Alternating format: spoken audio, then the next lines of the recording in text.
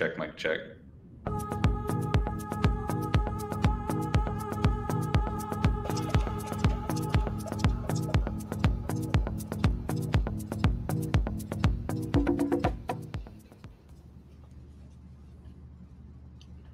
Whoa. Every time we do like that cool timer effect for these things, I feel like super professional. And I feel like I need to be like announcing like the Super Bowl halftime show or something like that. But man, that was really fun. Thank you. Big shout out to Evan and the team that does all the fun graphics. We are really, really excited for the conversation today. We've got some incredible folks to talk to you about TikTok and enrollment generation strategies built around TikTok. And our guest of honor today is Jason, which if you want to go to the next slide, Evan. Evan's running the slides here. Let me just quickly sort of do a round of introductions. I'm Pat Van Gorder. I am the MC today. I'm president, head of growth, and head of partnerships at Level Agency. I've been working in the performance marketing for education space for 16 years now. And was there at the very beginning of the Meta story, and when Google and YouTube were just scaling up those channels, and I'm very, very excited to share some data on the TikTok story, which has been actually uniquely accelerated. But definitely in that category of really neat sort of launch stories. So that's me. You're going to be hearing from me. And my main job today is to make these two guys look good and comfortable. Cody, tell us about yourself. Oh, actually, you know what? I want to do a little bit of a fun intro tidbit here. So I'm going to ask you, if you were a content creator, and Cody, you might be a creator, you fit the age demo, but if you were a content creator, what would your content be? I'll start with mine. So I think that if I were a content creator, which I'm not, unfortunately, I pour all my energy into my work. But if I were a content creator, I would do probably super nerdy, bite-sized deep dives into historical tidbits of go around to a specific place. It's oh, this is where George Washington met with so-and-so, and now it is a sports bar. That's cool. So Cody, tell us about yourself, and then give us your little fun, your content creation identity outside of the work realm. Okay, gosh, really putting me on the spot here, but a little bit of an intro to myself. I'm the agency partner manager, helping support Level and AIM as well. So really all things when it comes to succeeding on TikTok is kind of my role and responsibility. But gosh, what would I do if I was not working at TikTok, but I worked in TikTok? I think my go-to answer might have to be being a travel and foodie influencer, so that I can just fly to places and eat good food. I think that sounds like a pretty good lifestyle to me. What's your 2026 travel destination to go to? 2026. I'm pretty booked up right now, but I think Portugal is probably the one that I'm most excited for. Wow. And you can fly there on a 737 that may be serviced by somebody that Jason can talk about here. Jason, who are you, and what's your fun content creator secret identity? Yeah, my name is Jason. By the way, Patrick, 16 years. I didn't actually know that's as long as you've been in education and performance, man. Congrats. It's a long time, man. Babies have been gestated when you're having fun. Babies have been gestated, born, and are now driving in the amount of time you've been gestated. That's terrifying. It is. Let's hope after 16 years you're a little better than my kids who are 16 who are driving. All right. Man, good question. It would probably be something sports related. If I was to follow my own, it would be some kind of hockey situation, although that's pretty crowded. And to borrow a hockey metaphor, I like to skate where the puck isn't. So it'd probably be rugby, which sounds random, but one of my kids plays rugby, and I already travel around all over this great country of ours to different rugby tournaments. And so it would probably be some niche of the best pizza, hot dog, burger, wing at all of these rugby tournaments, so that people who go on the tournaments know at least where to get a good slice of pie. Pretty niche. I like to go small to win big. He's got the intersectional piece down, Cody. He gets that it's not just the rugby content; it's the rugby content plus the best hot wings in the city. So, right. Jason, you know what you're doing, my friend. And what do you do for a real job? Yeah, so I support our institutions at the Aviation Institute of Maintenance. So for those that aren't familiar, we're the largest provider of aviation, aerospace maintenance education in the United States. We've got 15 campuses all over the country, from Northern California to Greater New York and many places in between. I just work each and every day evangelizing what we do, trying to help us better connect with prospective students, certainly ensuring that we are serving to the utmost our current students. One of our most closely held mantras is student excellence above all else. But, I am just chasing the team and trying to keep up with them and support our growth in the aviation category into the future. All right, so you can go to the next slide, Evan. So as part of that growth, you guys have an incredible and emerging, quickly growing presence on the socials, including, TikTok, both from an organic and paid perspective. And we're going to talk about, we're going to actually look at some videos and try to make this a fun, video-rich session, as you would expect in a TikTok webinar. But, give me just a little bit of, if you want to give a shout out to the team on the socials and, sort of your AIM's initial experience of recognizing that the audience, was interested in engaging with the brand in platforms like TikTok. That would be great. Yeah, for sure. So for us, aviation is very visual, right? This is still a world where, with all of the emerging tech we have out there, kids still run to the window to watch a plane go by. People still, watch planes land, and there's this miracle and wonder of aviation, and the fact that it's very visual. Even a commercial airliner in of itself, just the size and scale of the engines, et cetera, it's very impressive visually. So we really have tried to double and triple down on that. In addition, there's emerging pieces of aviation as we look to future quarters of growth. Kids are taking drone classes as part of STEM curriculum. There's a lot of drone content on these different channels. So we really branch out into many facets of aviation, but ultimately it all comes back to one thing. We think, great creative and storytelling will always win, and there's no better way that man has invented to scale great storytelling than video. And a platform like TikTok just gives us the absolute best way to tell a very visual story.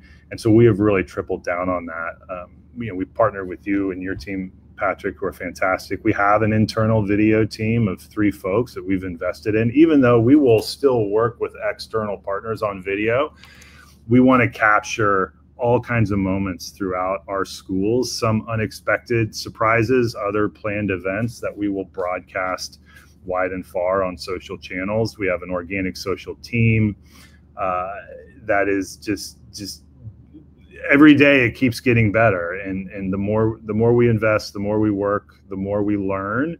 We just continue to see that flywheel build.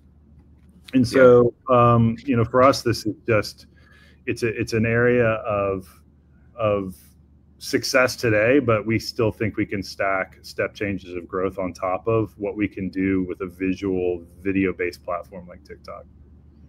So it wouldn't be a visual video-based platform if we didn't show some of these videos. If you go to the next slide, Evan, I want to give kind of a sense. We'll take a couple of minutes and watch. We can do like the reaction shots to these. But why don't you play these couple of spots? So these are organic spots that have picked up quite a bit of organic lift, as you can see from the 1.6 million views of this spot. And then we're going to look at some ads a little bit later in the presentation and talk about how, similarities and differences. But I'd love to just show some of these. This is the awesome work that the internal AIM team has done in those. 3 things I wish I knew before starting aviation school. Number 1, you're not going to know everything in one day, and everything's going to seem overwhelming. But you have to remember, we are all here to learn how to put the pieces together. And 2, Don't be afraid to ask questions. You have instructors here, you have your classmates here who are here to help you along the way. And 3, my women in aviation, this may be a male-dominated field, but don't be afraid to take up space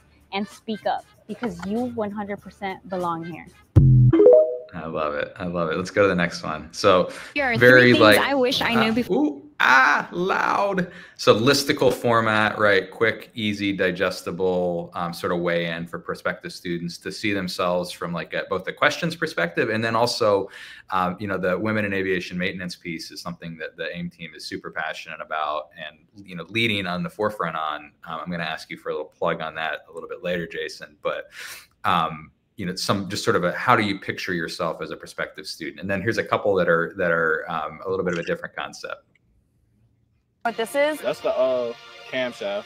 Crankshaft? Yeah, crankshaft. Gotcha. Okay. That's pretty sure that's the crankshaft. Yes. That is a crankshaft. That's cylinder. That's the piston cylinder. That is a cylinder. Spark plug. Yep. That's a spark plug. That is a spark plug. It looks. I mean, I know what it is, but it's like I don't know the name of that. Exhaust valve. Okay, yeah. That looks. Oh, I'm guessing it's an exhaust valve. Yes. Oh, That is a valve stem. that's the cylinder head. That's the piston head, right? Yes. Yeah. That is a piston. Good job. You killed it. So I did like what? You got like what? 4 to 5. 4 to 5. Please. These- That's an A. That's an A plus. 80's You can pause it there, Evan. 5 out of 5. First of all, impressive, smart young men and women. I would have got a 0 out of 5, but that's probably why you don't want me working on your 737. But a little bit more of a fun way in, and you can imagine somebody that is seeing that spot and knowing what those things are and feeling immediate affinity for, oh, maybe this is a place that I belong. Neat idea there. And then one last one here, What this is? similar play on the same bit. Hold on one second. Gonna probably have to hit escape there, Evan. Do you know what plane this is? That's my favorite. That's the F-22 Raptor right Volume there. down a little bit. Exactly. That's the F-22 Raptor.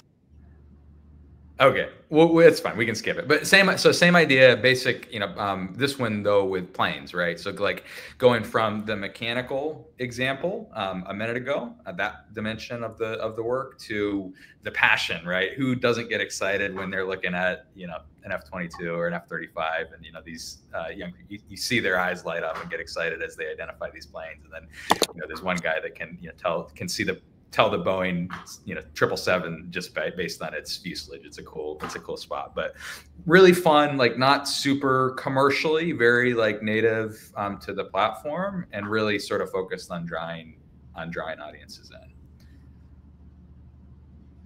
So that was our starting point. The rest of this conversation today, we got probably about 30 more minutes of content for you, and then we're going to make time for the questions. That said, if you have questions as we're walking through this material today, drop them in the comments, and we will pause. Maybe Evan, you can drop a little post them here link or call out in the comment. If there's anything that you're wondering about as we go through the work, we can absolutely sort of hit on it really quickly while we're working. But we're going to start by talking a little bit about how the student journey is changing and the role that TikTok increasingly is playing. TikTok ads in general, we'll dig a couple different ad formats, but really on some of what Cody and his team have made available to advertisers like AIM and why it works. And then we'll dig into an aviation incident maintenance case study. We'll run through sort of some of this, take you through a story of how that came together. Finish just with a couple of slides on Level's role in what we have done to help to enable the teams here. All right, let's get into it. Next slide. So story in 2 charts here. The chart on the left is the meteoric rise of TikTok in general. It is the fastest growing social network ever over a scaled, sustainable period of time. Just past both Facebook and Meta. You can see the growth trajectory there. It is no joke. The usage is there. But not only is the usage there, the chart on the right shows us that the usage is increasingly replacing not other social networks, right? It's not competing for Gen Z eyeballs with Insta or Threads. It's competing with Gen Z eyeballs for time that had been spent watching TV. Or spending significant amounts of time on linear TV, and it's really, really interesting and compelling. It's the gray bar there on the right. You can see that the consumption of television by Gen Z audiences has been consistently down since 2021, and the greatest single beneficiary of that trend on the television side is TikTok. So not only is the platform growing very quickly, but it's not just growing at the expense of other social networks. It's really growing and taking eyeballs away from maybe ads that historically have been run on CTV or linear TV buys. It's really increasingly the entertainment source of focused entertainment for a really large and growing percentage of young people. Some of the stats here in higher education. So 51% of Gen Z respondents say that they're using TikTok as their primary search engine. More than half of TikTok's weekly active users are 18 to 34. The reach, we talked about 120.5 million US users, which is overpopulation. And then another call out there that 64% of Gen Z is using it as their primary content search and discovery tool. So in general, what we're seeing is it's not just an entertainment app, which it is. It's not just a content creation app and a community app, which it is. It's not just a search and discovery app, which it is. It's all of these things together to a growing and more engaged than ever user base. And with that, I'm going to turn it over to Cody, who's going to talk about how the TikTok team has enabled the incredible content ecosystem that serves as the foundation for rapid market growth through the platform that they've built. Cool. Thanks, Pat. So kicking things off with this slide right here, one of the things that we always say at TikTok is that creative is really one of the single greatest levers for success. We've talked a little bit about it already on this webinar, but one of the most common pitfalls that I see is really brands running the same style of creative for, let's call it like months on end, without ever really switching it up or trying to innovate.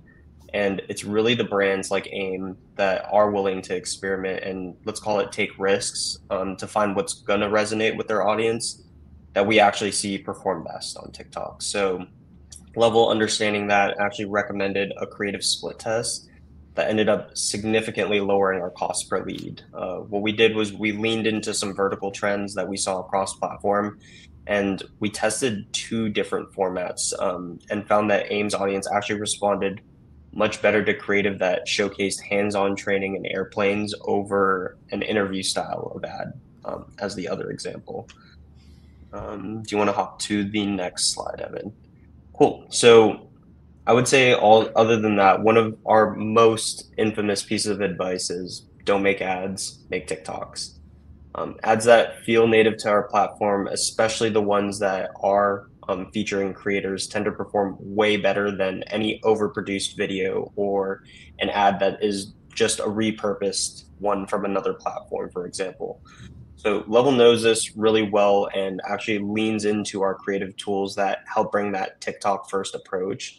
And they actually use our creator marketplace in this example to post an open brief and bring in a lineup of creators that could help us sort of make that TikTok style content. And really what the results were super positive, and it actually resulted in some of our most effective ads, like the one that you're seeing here on the screen. It's actually driven over 530 leads to date. Next slide. So what do you do with all that really great creative that you just produced from our creative tools, from the AIM marketing team? Level really wanted to take advantage of that and make the user journey as seamless as possible when it came to actually filling out the leads themselves. One of their really great strengths is actually utilizing instant forms, which is one of our more advanced products on TikTok. And the goal is really to keep the users in platform, right? Sometimes when we're bouncing from TikTok to website, there's a possibility that you might lose some conversions. So by keeping users in platform with instant forms, we're actually reducing the friction in the lead capture process. So this strategy really helped, or really, I guess, helped them reduce the bounce rates and also maximize AIM's return on investment.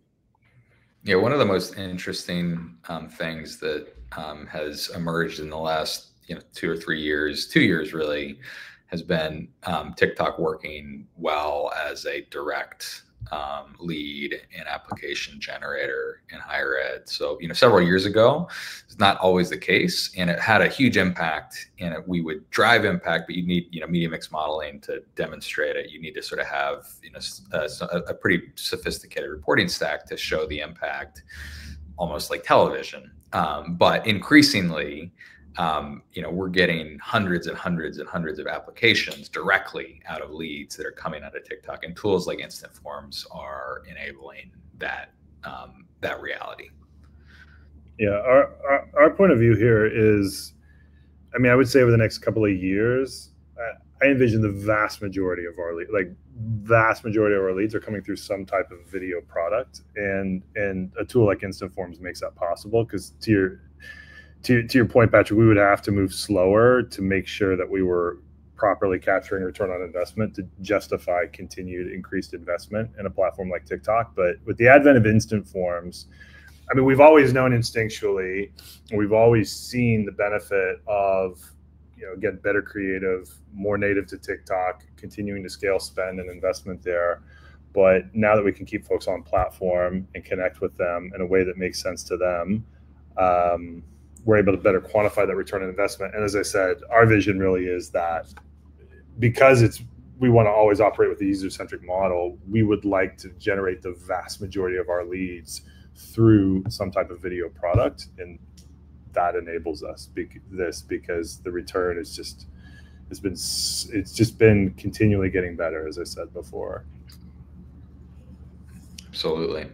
I think going back really quickly, Cody, to the insight that Jason made at the front end of this, which is once you show somebody the experience, they're hooked, right? Like it's a incredibly exciting field to be in, and I think the foresight to build the demand pathways around that insight is really smart. Something that was really interesting too, just to go a click deeper between the creative and the form and the ability to keep folks on platform. The first video that we showed, the influencer, that's actually a former student and an alum of ours, and she's also an influencer with several 100,000 followers of her own. And we actually have a couple of those folks in our alumni base. I would assert every institution has those types of opportunities. You just got to kind of look. But the challenge I've had historically on other platforms that we didn't have the ability to use video or influencers is there's a trust component that's really important for the user, for the student, with respect to filling out a form on platform. And if it's a two-dimensional, glossy, slick marketing ad, and I think there's a trust gap with some folks, that aren't as quick to fill out the form on platform and to keep them on platform, because again, they're just kind of responding to a marketing ad, and there's not a lot of personality or trust. When it's an influencer, and what we hear from our audience is, the trust folks have for influencers on platform is much higher, exponentially higher than just a two-dimensional, slick, glossy marketing ad, maybe on another platform. And I think there's a higher propensity to fill out form on platform than we've seen historically with social marketing products, if that makes sense. Like you see an alum, you see a student, you've got the opportunity to connect. I think there's a lot more trust in sending your own personal information to connect with that institution when that's the experience, as opposed to, again, a flat two-dimensional ad with some slick verbiage and, a neat generic stock photo.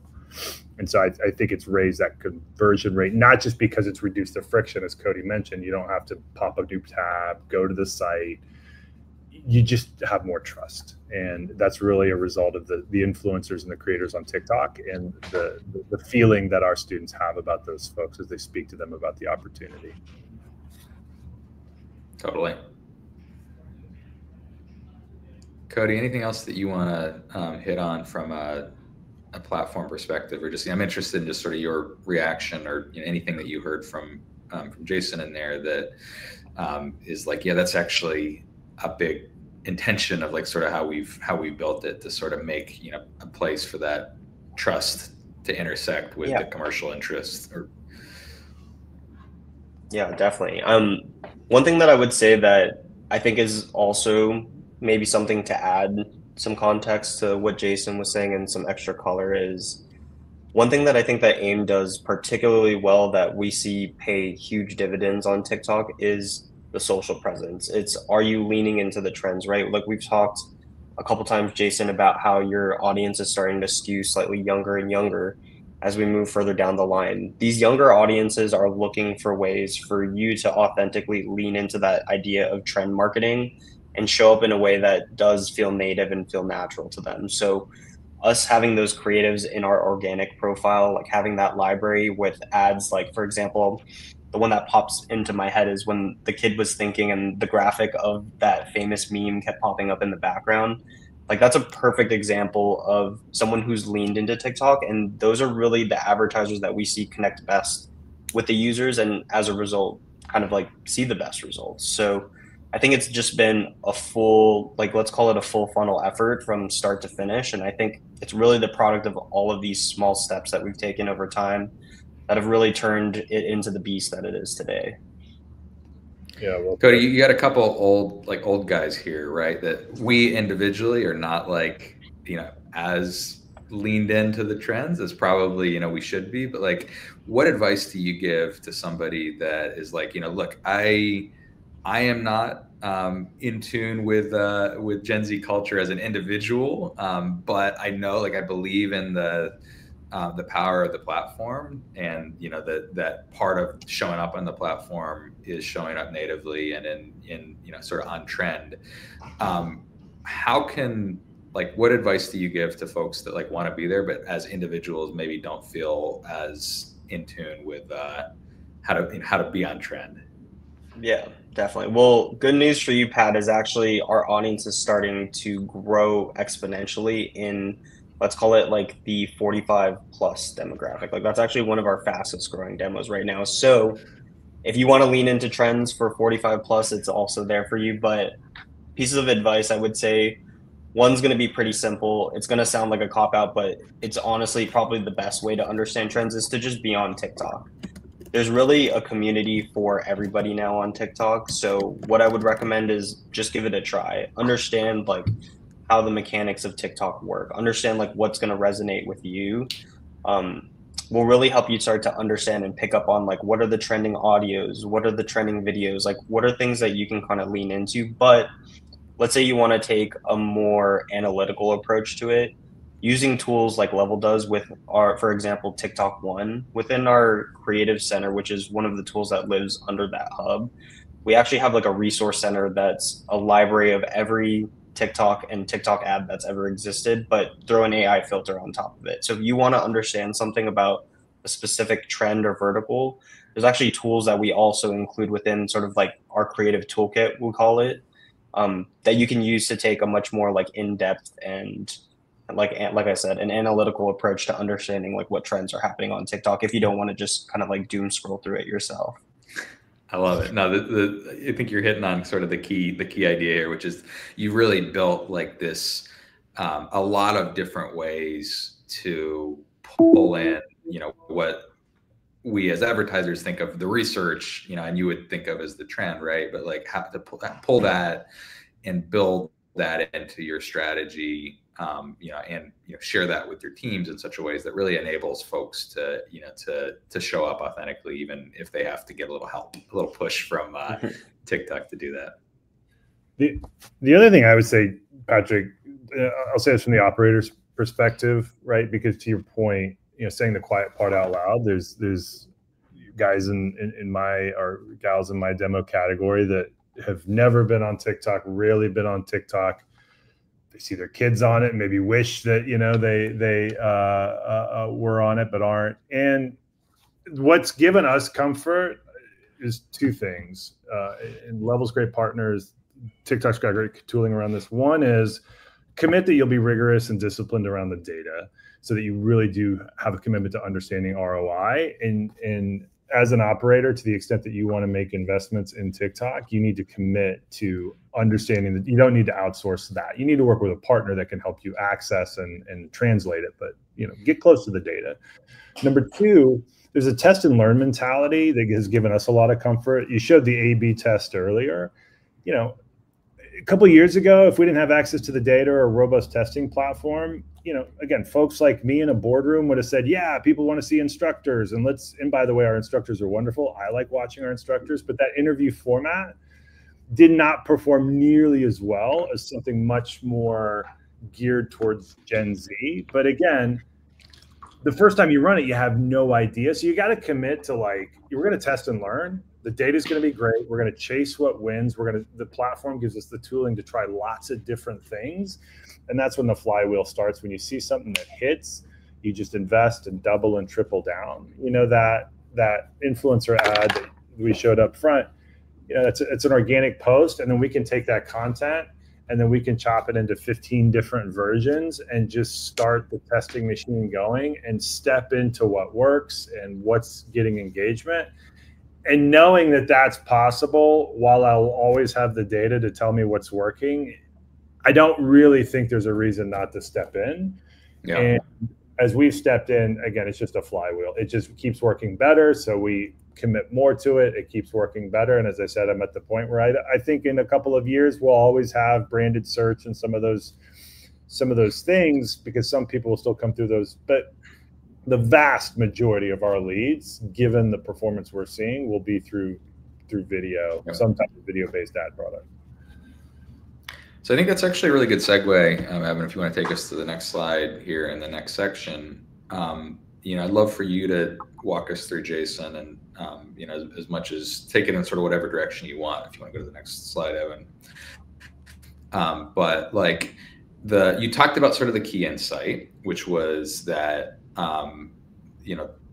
video-based experiences really sort of accelerated the student journey. We'd love for you to sort of talk through the story here from your perspective, and sort of what the challenge was that came out of that insight, and then how the strategy came together, and the story and the results that we put together on it. Yeah, well, for us, the backdrop, the context is 24 months ago, about half of our new students were Gen Z. As we sit today, that's 70% and growing. So we certainly set about on a journey to really understand better, that demographic, and again, the best ways we can to connect with them. There's a couple of other things we were trying to solve for. One, we want as much information and as much context and understanding as students can have about what they're asking for more information about as we possibly can. And again, video is a great way to do that. It's about attention, it's about engagement, but there's also just a transfer of information and context about what they may be stepping into that we wanted to deliver to folks. And again, that's very hard in a text-based ad with a few snippets that takes them to a landing page. And so we see a video-based platform is really being able to help us solve that. And from a student journey perspective, what we've seen is, again, not just new audience, not just new engagement, not just new opportunities to capture attention, but folks are coming in with better context They can visualize one of the first questions we get from a student who hasn't consumed a lot of video is like, do you actually have a hangar? Do you actually have planes? We do, and they're large with lots of planes. That's what you do all day in our school. But like, there's so much mystery, and folks don't really get that context if they come through a different platform. So again, on TikTok, you can see on the GIF here, like, we're showing planes, we're showing the hangar, we're showing the equipment, and folks start to already kind of sort themselves into, is this for me? Is this a place I could see myself for the next 21 months as I study at AIM? Is this what I'm looking to do? We want information in the hands of our students. Ultimately, they're going to make the best decision about their future. And video gives us the opportunity to do that in a way that we hadn't had before. And so we weren't just looking for new audience. To your question about experience, we were looking for higher intent. We were looking for more enthusiasm earlier in the process, and we were looking for students to be able to, either decide in or out in a way that made sense to them with the information that they need to make that decision. There's a lot, by the way, that goes into an educational decision, but ultimately, folks understand they're going to spend 21 months of their life in a school. And to the extent we can show them students like them, we can show them a facility that they'll be excited about, and we can be really disciplined and understanding of what parts of that work.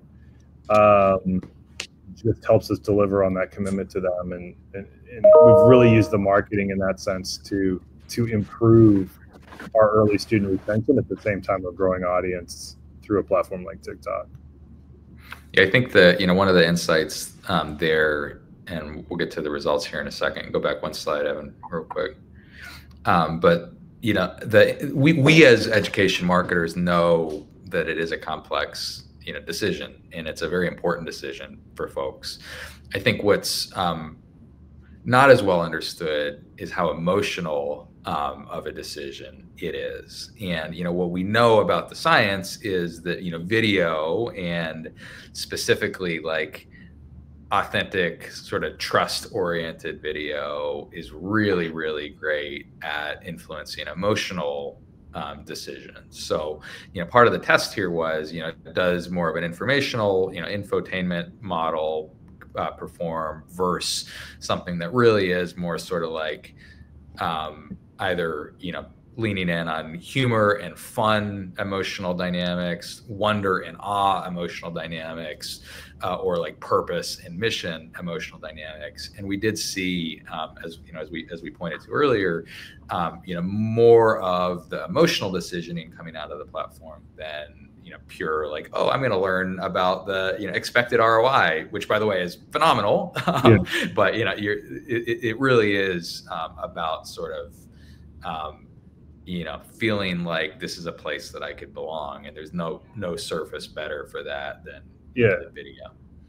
We have a kind of a saying or a mantra internally to that point, Patrick, that there's not a perfect school for everybody, but for each individual person in this country, there's a perfect school for them. And we believe the students that we're for at AIM, we're really for. And so what we've tried to think through from an experience standpoint, getting really human-centered, student by student about it, is let's move the realization of that up for the student as early in the process as we can. And video, creative, peer influencers gives us that opportunity like never before. Let's say you take two students who are top of funnel or early in their process, and they're interested and they're trying to learn more. One goes through a text-based, snippet-based to a landing page type of transaction that was, something we all grew up on over the last few years. AIM really may be for this person, but if their significant other, their mom or friend asks them after they submit that lead, they're going to be like, I don't know. I still don't really know a whole heck of a lot. And then their phone starts ringing. With something like TikTok, they're like, yeah, check out these 7 freaking videos and these freaking planes in this hangar and these people that like there's a moment for all of our students that like they get it. They get while they're here. We want to move that up, or at least the beginning of that realization up as early in the process as possible. And this gives us the tools to get at that. And that's the most student-centered thing we can do. Do you see yourself here? Are these the types of learning experiences you want to have? we should give them that information as early in the process as possible. It's as much a commercial marketing strategy as it is a responsibility. Totally. Meet them where they are on the platforms they're already on and give them the visuals and the information they need to make an informed decision. And it works. You know, we talked about some of the direct drivers, you know, which we've called out here. Like we're seeing highly competitive direct CPL that's, you know, lower than other social platforms, and, you know, in line with, you know, high performing, low funnel, you know, type campaigns. And we're seeing a lot of applications. And, you know, direct applications. But I think the really interesting thing is we're seeing also really positive halo dynamics as, you know, we sort of rolled this video strategy out more broadly in collaboration with the AIM team. Jason, I don't know if you have any proof points or perspectives. You know, I know that we track very closely. We optimize towards these sort of in-campaign metrics, but you know, I'd love to get sort of your perspective on like the overall tide and the trend that we're seeing as we've rolled towards more of this this video strat.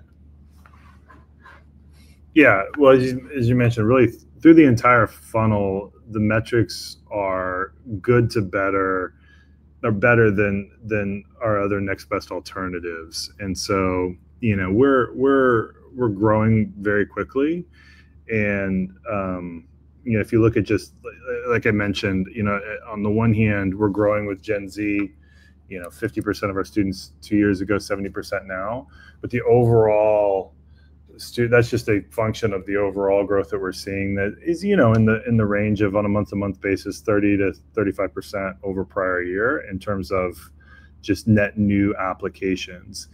And we are, as I said, as it's just become a flywheel, right? Like as we're able to continue to optimize with better creative, better storytelling, improve conversion to lead, improve conversion to an application, you know, our data gets better. We put that back into the platform. We continue to build audience.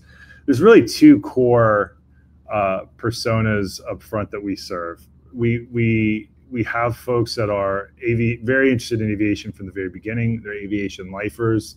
And it's really our ability to connect with them and to show them that this is what they expect. Right? You will be in a hangar. You will be working on commercial jet engines. And then we have folks very interested in a trade or vocational career, and they're considering their options. And we have been able to build new audience with those types of folks at a very steady clip, which is important because they may not be considering another aviation school, but they may be considering diesel or HVAC or electrical. Trades in general, trade education, vocational education is really seeing a rising tide in this country right now. And so we're not only growing with folks who are interested in aviation, but because the data continues to get better, we can feed that back into platform. We can use it to optimize creative and targeting. Then we can also grow audience with, call it trade or vocational education seekers or considerers more broadly.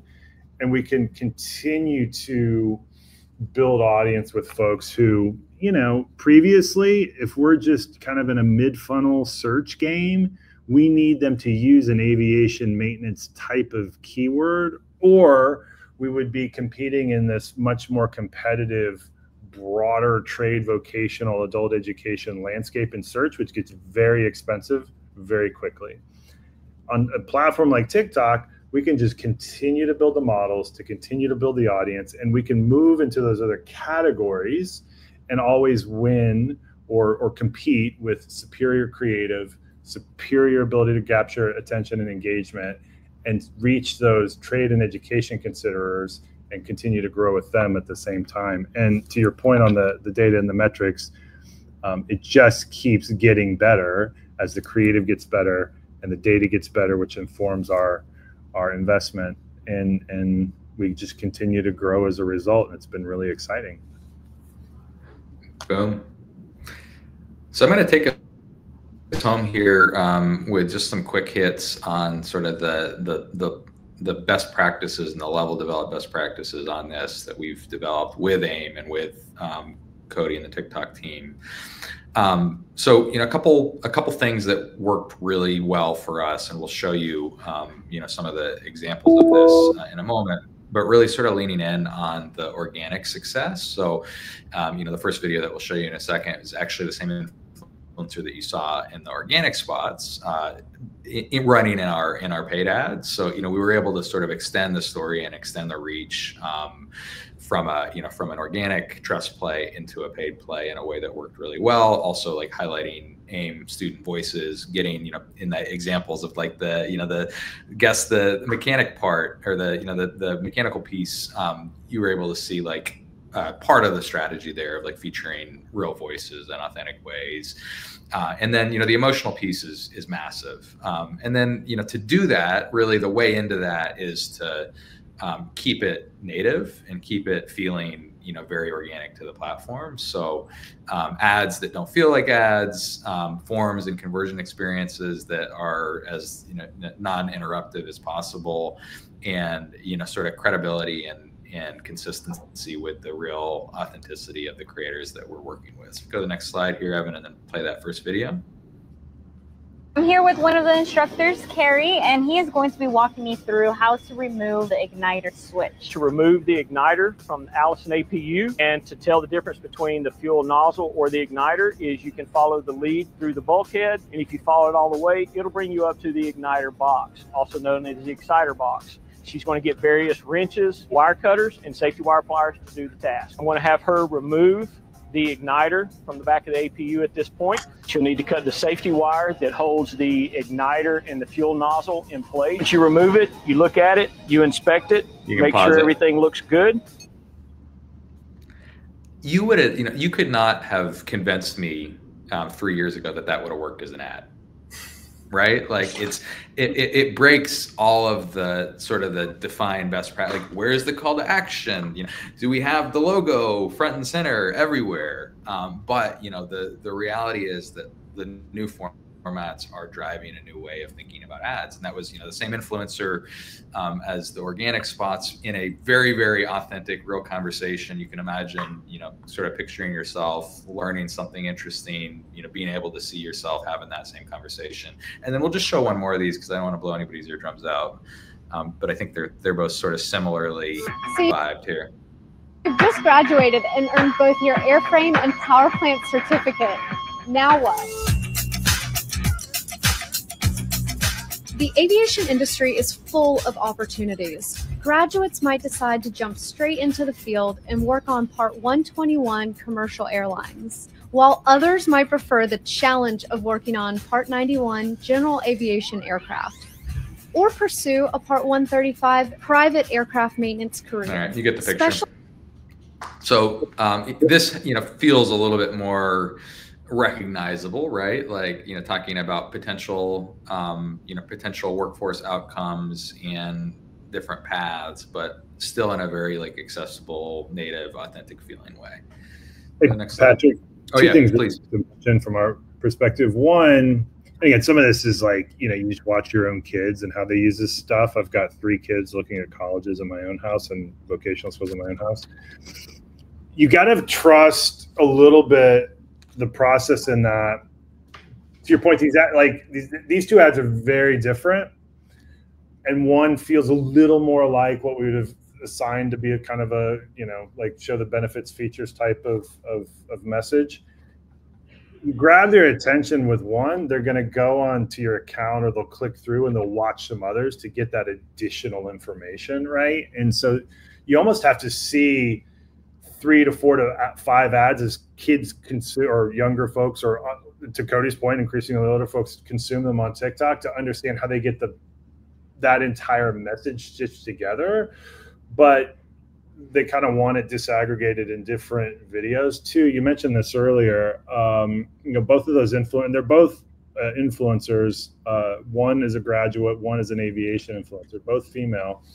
In aviation, just in context for everybody, 97 to 98% of the mechanics in this country are men. And we really see that as there's no real reason for that, other than historically advertising has just like spoken to that part of our country. Nothing wrong with that, but we really want to open up that messaging and work with influencers who have a high degree of trust with their followers, many of which are female, and to spread that message. You mentioned earlier, Patrick, like just we're doing some other things in this area as well, even beyond TikTok, but with video. We're producing a feature-length documentary that will be sold to major streaming platforms on women in aviation that will premiere later this summer. Again, trying to grow that audience. I'm someone who believes growth comes from today's non-customers. And I think with a lot of marketing historically, where folks have gotten themselves into kind of a doom loop, they continue to index to the same people who are in their schools today. Like, to really exponentially grow, we've got to open this up to non-customers today. For us, that's young women in some cases. And so TikTok gives us the ability to work with several different influencers with several different followings and test and learn our way in, because we're gonna have to test and learn our way in. What messages resonate with younger females, given we don't have a lot of historical experience with that today. And so we can take, one organic post, chop it into 10 ads, and start to test and learn our way in to start to build out that audience and continue to, feed our growth flywheel. Yeah, absolutely. And there's a great question from Christine just about the, where those women in the videos were coming from. And the first one, as Jason mentioned, was a graduate, and the second one is a more general aviation influencer. And we wanted to try to stick as close to the sort of the core audience as possible. So it was important for us to to try to champion students, graduates, wherever possible. And then when we did bring in somebody, talent that wasn't a student or a graduate, we wanted them to be from the space, right? Because we wanted them to be able to talk about the planes and like get as excited as we were looking at the hangar. So like that was the kind of the core idea there. And then I'm here with one of the instructors. I was going to say, okay. So you've just graduated. Stop. Go ahead, Cody. Yeah, I was just going to hop in and say to kind of like help wrap things up in sort of the overall strategy that we've talked about so far. I think one of the great parts about TikTok that's really been sort of a game changer for this type of like, let's say like advertising that has differed from what we've experienced in the past is TikTok actually runs on a content graph versus a social graph. And what that really means is that we're going to prioritize showing content to users that we think that they're going to engage with over showing them something from someone that just has like 1 million followers, for example. So by taking that first step forward and creating the content that's going to bring in new audiences like females in aviation, for example, to what Jason's point was, is we're going to be able to push that content to them and find the right audiences on TikTok, because we're going to help prioritize that in a way that is based on engagement rather than just like a simple follower count, for example.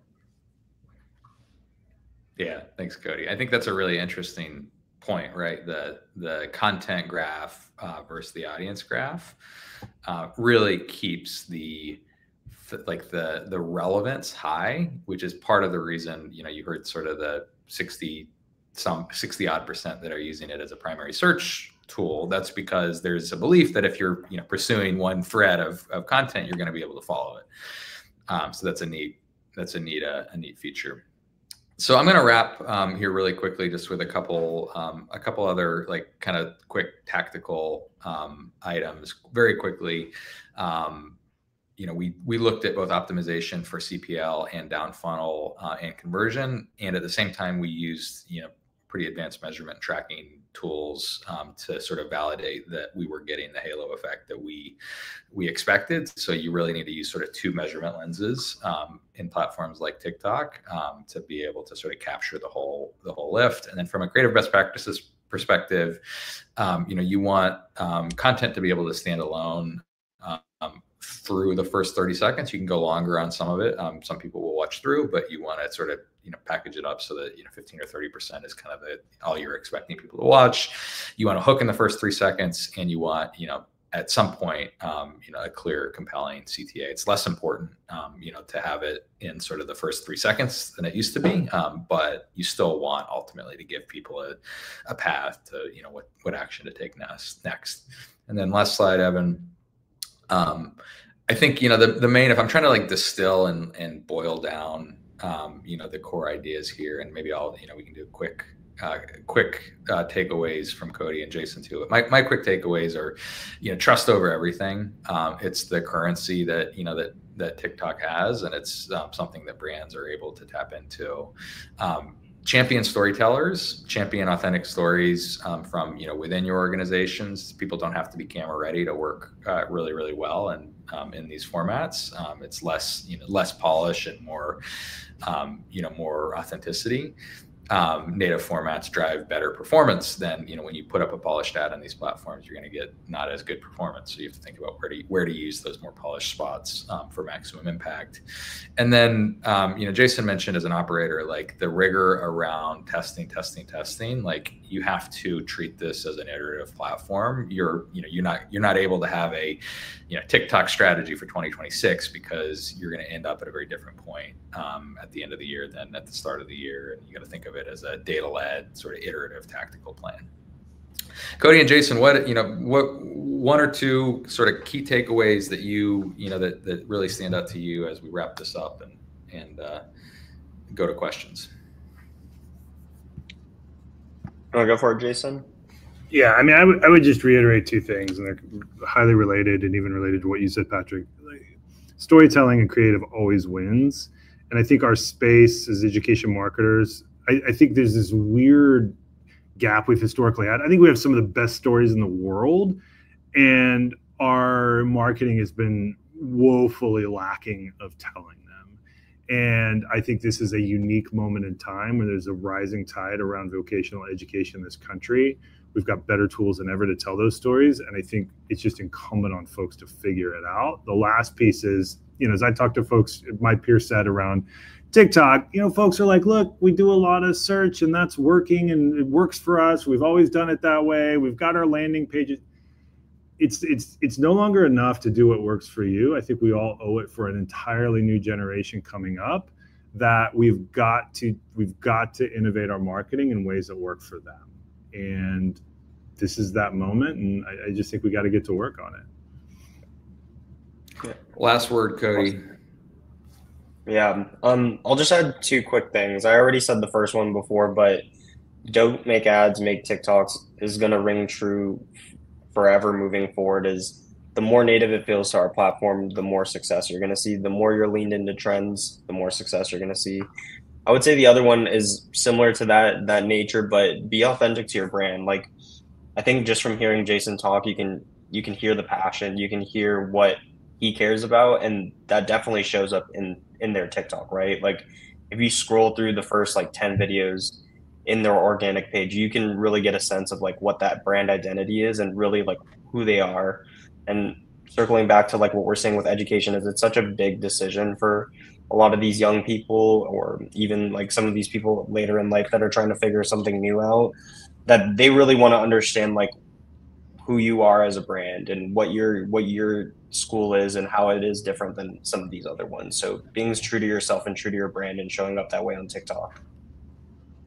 All right, that's a good word to end on. I think we've got time for one or two questions really quickly. Sorry, I'm doing a bad job of emceeing. Anybody have anything that they're burning, waiting to ask?